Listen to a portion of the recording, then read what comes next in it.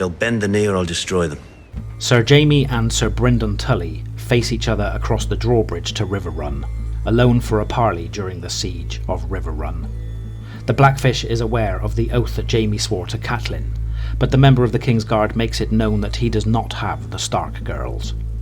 He offers Edmure Tully in exchange for Lady Sybil Spicer and her children, but Bryndon refuses, telling him he swore to his king to keep his wife safe and won't hand her over to a Frey noose. Jaime responds that the girl has been pardoned and no harm will come to her nor anyone else if Bryndon yields Riverrun. They will be free to go or take the Black as they choose, but Bryndon dismisses the offer, claiming that he and his men would rather die with swords in their hands than be paraded through King's Landing to die like Eddard Stark. Bryndon adds that he is well provisioned for a siege, and the Lannister and Frey casualties will be far higher than his own if they storm Riverrun. The Blackfish also makes it clear that he believes Lord Tywin had a hand in the Red Wedding, though that will never absolve the Freys for their breach of the sacred laws of hospitality. Jaime challenges the older knight to single combat, with each choosing a champion. When Bryndon prods Jaime to face him himself, Jaime cannot help but rise to the bait. But the Blackfish is not so foolish as to trust that Jaime's terms would be honoured. The parley over, Jaime rides back to his camp and calls his captains for a war council, resolved that he must break his vow to Lady Catelyn and storm Riverrun. The lords of the Riverlands who have bent the knee to the Iron Throne do not tolerate the Frey's presence at the war council. Sir Ryman is too drunk to attend, but Edwin and Bastard Walder are present.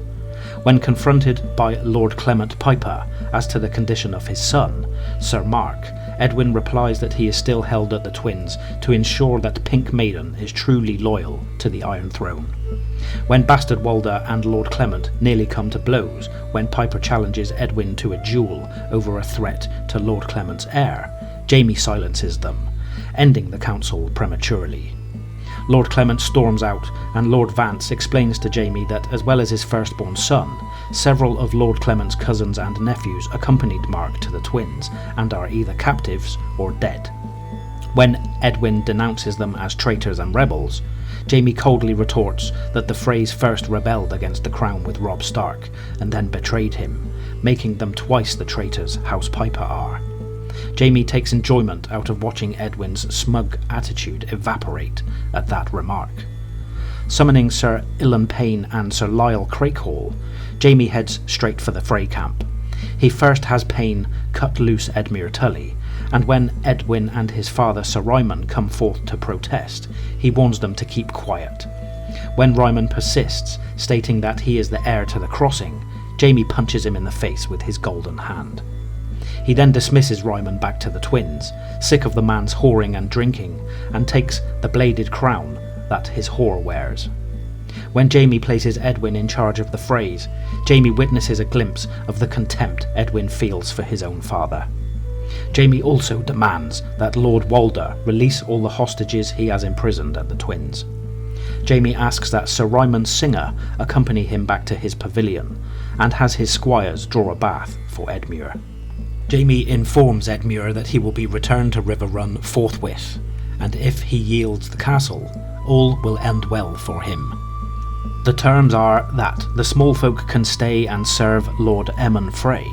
Sir Bryndon will be permitted to take the Black, along with any of the garrison who choose the same, and Edmure and his pregnant wife Roslyn will be well-treated prisoners at Casterly Rock. If their child is a boy, Jaime says he will serve House Lannister as a page and squire, and they will grant the boy some lands when he gets his knighthood. If it is a girl, the Lannisters will make sure she has a good dowry when she is old enough to wed. When Edmure asks what will happen should he refuse to yield, Sir Jaime indicates that he will assault Riverrun's walls in waves. The ex-Tully bannermen will attack first, as fodder, followed by the Freys, and finally his cousin Davin's Westermen. After the castle falls, Jaime will see that Riverrun is demolished, and put all within its walls to the sword. Jaime also delivers a personal threat. Should Roslyn give birth before the siege is lifted, he will deliver the child to Edmure within the castle by trebuchet. As Jaime leaves the tent, commanding Rymon's singer to play the Rains of Castamere for Edmure, the former Lord of Riverrun pleads, "No, not him. Get him away from me."